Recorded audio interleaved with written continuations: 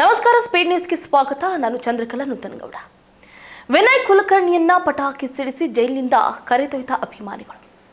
ಹೌದು, ಧಾರವಾಡದ ಮಾಜಿ ಜಿಲ್ಲಾ ಪಂಚಾಯಿತಿ ಸದಸ್ಯ ಹಾಗೂ ಬಿಜೆಪಿ ಮುಖಂಡ ಯೋಗೇಶ್ ಗೌಡ ಭೀಕರ ಹತ್ಯೆ ಪ್ರಕರಣದಲ್ಲಿ ಜೈಲು ಸೇರಿದ್ದ ಮಾಜಿ ಸಚಿವ ವಿನಯ್ ಕುಲಕರ್ಣಿ ಅವರಿಗೆ ಕರ್ನಾಟಕ ಹೈಕೋರ್ಟ್ ಬಿಗ್ ರಿಲೀಫ್ ಅನ್ನು ಕೊಟ್ಟಿದೆ. ಜಾಮೀನಿನ ಮೇಲೆ ಅವರು ಬೆಂಗಳೂರಿನ ಪರಪ್ಪನ ಅಗ್ರಹಾರ ಕೇಂದ್ರ ಕಾರಾಗೃಹದಿಂದ ಹೊರಬಂದಿದ್ದಾರೆ. ನೋಡಿ, ಧಾರವಾಡ ಜಿಲ್ಲಾ ಪಂಚಾಯತ್ ಸದಸ್ಯ ಹಾಗೆ ಬಿಜೆಪಿ ಮುಖಂಡ ಯೋಗೇಶ್ ಗೌಡ ಅವರ ಕೊಲೆ ಪ್ರಕರಣ ಬಹಳ ದೊಡ್ಡ ಮಟ್ಟದಲ್ಲಿ ಸದ್ದನ್ನ ಉಂಟು ಮಾಡಿತ್ತು. ಅದಾದ ನಂತರ ವಿನಯ್ ಕುಲಕರ್ಣಿ ಅವರಿಗೆ ಜೀವಾವಧಿ ಶಿಕ್ಷೆಯನ್ನು ಕೂಡ ಕೋರ್ಟ್ ನೀಡಿತ್ತು. ಅದಾದ ನಂತರ ಇದೀಗ ಅವರಿಗೆ ಜಾಮೀನು ಕೂಡ ಮಂಜೂರು ಮಾಡಿದೆ. ಆ ಹಿನ್ನೆಲೆಯಲ್ಲಿ ವಿನಯ್ ಕುಲಕರ್ಣಿ ಅವರು ಪರಪ್ಪನ ಅಗ್ರಹಾರ ಕೇಂದ್ರ ಕಾರಾಗೃಹದಿಂದ ಬಿಡುಗಡೆ ಆಗಿದ್ದು, ಶುಕ್ರವಾರ ರಾತ್ರಿ ಜೈಲಿನಿಂದ ಹೊರಬಂದ ವಿನಯ್ ಕುಲಕರ್ಣಿ ಮಾಧ್ಯಮಗಳೊಂದಿಗೆ ಯಾವುದೇ ಪ್ರತಿಕ್ರಿಯೆಯನ್ನು ಕೊಟ್ಟಿಲ್ಲ. ನೇರವಾಗಿ ವಾಹನದಲ್ಲಿ ತೆರಳಿದ್ರು. ಈ ಸಂದರ್ಭದಲ್ಲಿ ಅವರ ಅಭಿಮಾನಿಗಳು ಒಂದು ಕಡೆ ಪಟಾಕಿಯನ್ನ ಸಿಡಿಸಿ ಹಾರ ತುರಾಯಿಗಳನ್ನು ಹಾಕೋದ್ರ ಮುಖಾಂತರ ಅವರನ್ನ ಜೈಲಿಂದ ಹೊರಗೆ ಕರೆತಂದಿದ್ದಾರೆ ಅಂತ ಹೇಳಲಾಗ್ತಾ ಇದೆ. ಹಾಗೆ ಅಭಿಮಾನಿಗಳು ಅವರಿಗೆ ಹೂವಿನ ಹಾರ ಹಾಕೋದಷ್ಟೇ ಅಲ್ಲದೆ ಹಾಲಿನ ಅಭಿಷೇಕವನ್ನು ಕೂಡ ಮಾಡೋದಕ್ಕೆ ಹೋದ್ರು ಅನ್ನುವಂತಹ ಮಾಹಿತಿ ದೊರೆತಿದ್ದು, ಕೆಲ ಅಭಿಮಾನಿಗಳಿಂದ ಶೇಕ್ ಹ್ಯಾಂಡ್ ಕೂಡ ಕೆಲ ಅಭಿಮಾನಿಗಳು ಶೇಕ್ ಹ್ಯಾಂಡ್ ಕೂಡ ನೀಡೋದಕ್ಕೆ ಅಂದ್ರೆ ಶೇಕ್ ಹ್ಯಾಂಡ್ ಪಡೆಯೋದಕ್ಕೆ ಹೋದಂತಹ ಸಂದರ್ಭದಲ್ಲಿ ವಿನಯ್ ಕುಲಕರ್ಣಿ ಅವರು ಅದಕ್ಕೆ ಒಪ್ಪಲಿಲ್ಲ. ಅಲ್ಲಿಂದ ಡಾಲರ್ಸ್ ಕಾಲೋನಿಯಲ್ಲಿರುವಂತಹ ತಮ್ಮ ನಿವಾಸದಿಂದ ತೆರಳಿಬಿಡ್ತಾರೆ. ಇನ್ನು ವಿಶೇಷ ನ್ಯಾಯಾಲಯದ ಏನು ತೀರ್ಪಿದೆಯಲ್ಲ, ಜೀವಾವಧಿ ಶಿಕ್ಷೆಗೆ ಉಚ್ಚ ನ್ಯಾಯಾಲಯ ತಾತ್ಕಾಲಿಕ ತಡೆಯನ್ನು ಕೊಟ್ಟಿದ್ದು, ಕಠಿಣ ಷರತ್ತುಗಳನ್ನು ಕೂಡ ವಿಧಿಸಿದೆ.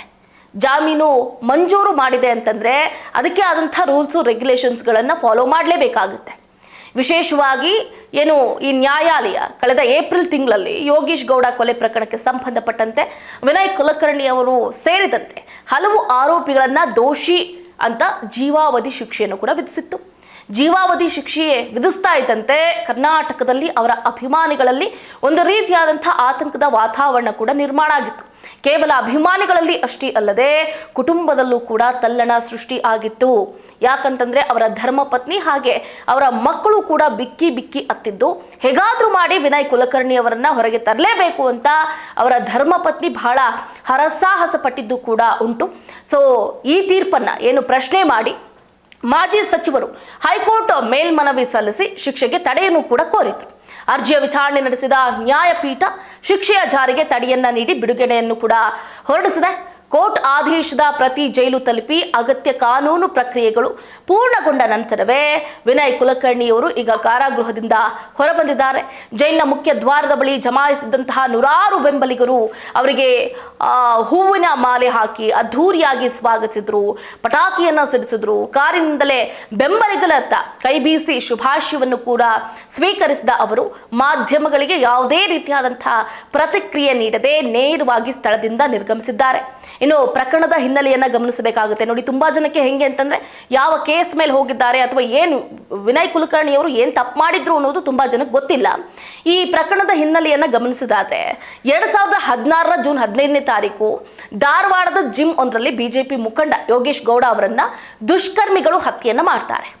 ನಂತರ ಪ್ರಕರಣದ ತನಿಖೆ ವಹಿಸಿಕೊಂಡಿದ್ದ ಸಿಬಿಐ ಮಾಜಿ ಸಚಿವ ವಿನಯ್ ಕುಲಕರ್ಣಿ ಅವರನ್ನ ಪ್ರಮುಖ ಆರೋಪಿಯನ್ನಾಗಿ ಮಾಡಿ ನ್ಯಾಯಾಲಯಕ್ಕೆ ದೋಷಾರೋಪಣೆ ಪಟ್ಟಿಯನ್ನು ಕೂಡ ಸಲ್ಲಿಸುತ್ತೆ.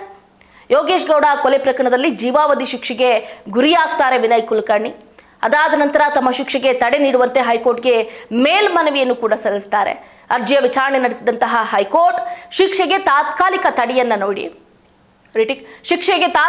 ತಡೆಯನ್ನ ನೀಡಿ ಕೊನೆಗೂ ಜಾಮೀನನ್ನ ಮಂಜೂರು ಮಾಡಿದೆ. ಈಗ ವಿನಯ್ ಕುಲಕರ್ಣಿ ಸೇರಿದಂತೆ ಒಟ್ಟು 10 ಆರೋಪಿಗಳಿಗೂ ಕೂಡ ಜಾಮೀನನ್ನ ನೀಡಲಾಗಿದ್ದು, ಆರೋಪಿ ಚನ್ನಕೇಶವ ಟಿಂಗರಿಕರ್ ಅವರಿಗೂ ಕೂಡ ಜಾಮೀನು ದೊರೆತಿದೆ. ಇಬ್ಬರು ಶೂರಿಟಿ ಹಾಗೆ 5 ಲಕ್ಷ ರೂಪಾಯಿ ಬಾಂಡ್ ನೀಡಬೇಕು ಅಂತ ನ್ಯಾಯಾಲಯ ಈಗಾಗಲೇ ಸೂಚಿಸಿದೆ. ಇದೇ ವೇಳೆ ಪಾಸ್ಪೋರ್ಟ್ ಅನ್ನ ಸೆಷನ್ಸ್ ಕೋರ್ಟ್ಗೆ ಸಲ್ಲಿಸಬೇಕು. ಹಾಗೆ ನ್ಯಾಯಾಲಯದ ಅನುಮತಿ ಇಲ್ಲದೆ ದೇಶ ತೊರೆಯಬಾರದು, ಯಾವುದೇ ಔಟ್ ಆಫ್ ಕಂಟ್ರಿಗೂ ಕೂಡ ಹೋಗಬಾರ್ದಾಗುತ್ತೆ ಅಂತ ಹೈಕೋರ್ಟ್ ಷರತ್ತನ್ನು ವಿಧಿಸಿದೆ. ಇನ್ನು ಜಾಮೀನು ದೊರೆತಾ ಇರೋದ್ರಿಂದ ವಿನಯ್ ಕುಲಕರ್ಣಿ ಅವರ ಶಾಸಕ ಸ್ಥಾನ ಸದ್ಯಕ್ಕೆ ಮುಂದುವರಿಯಲಿದೆ. ಅದರಲ್ಲಿ ಯಾವುದೇ ರೀತಿಯಾದಂತಹ ಅನುಮಾನ ಇಲ್ಲ. ಇನ್ನೊಂದು ಕಡೆ ಹೈಕೋರ್ಟ್ ನೀಡಿರುವ ಜಾಮೀನನ್ನ ಪ್ರಶ್ನೆ ಮಾಡಿ ಸುಪ್ರೀಂ ಕೋರ್ಟ್ ಮೆಟ್ಟಿಲೇರುವುದಾಗಿ ಯೋಗೇಶ್ ಗೌಡ ಅವರ ಸಹೋದರ ಗುರುನಾಥ್ ಗೌಡ ಅವರು ಕೂಡ ಒಂದು ಕಡೆ ತಿಳಿಸಿದ್ದಾರೆ. ಸೊ ಹಾಗಾಗಿ ಒಂದು ಕಡೆ ವಿನಯ್ ಕುಲಕರ್ಣಿ ಅವರು ರಿಲೀಸ್ ಆಗ್ತಾ ಇದ್ದಂತೆ ಪಾಪ ಏನು ಬಿಜೆಪಿ ನಾಯಕರಾಗಿದ್ದಂತಹ ಯೋಗೇಶ್ ಗೌಡ ಅವರ ಧರ್ಮಪತ್ನಿ ಕೂಡ ಕಣ್ಣೀರನ್ನ ಸುರಿಸ್ತಾ ಇದ್ದು ಎಲ್ಲೋ ಒಂದು ಕಡೆ ನ್ಯಾಯ ಸಿಗಲಿಲ್ಲ ಅನ್ನುವಂತಹ ಬೇಸರವನ್ನು ಕೂಡ ವ್ಯಕ್ತಪಡಿಸ್ತಾ ಇದ್ದಾರೆ. ಇದಾಗುತ್ತೆ ಇವರಿಗಿನ ಅಪ್ಡೇಟ್. ನೋಡ್ತಾ ಇರಿ ಸ್ಪೀಡ್ ನ್ಯೂಸ್, ಸುದ್ದಿ ನಿಮ್ಮದು, ವೇಗ ನಮ್ಮದು.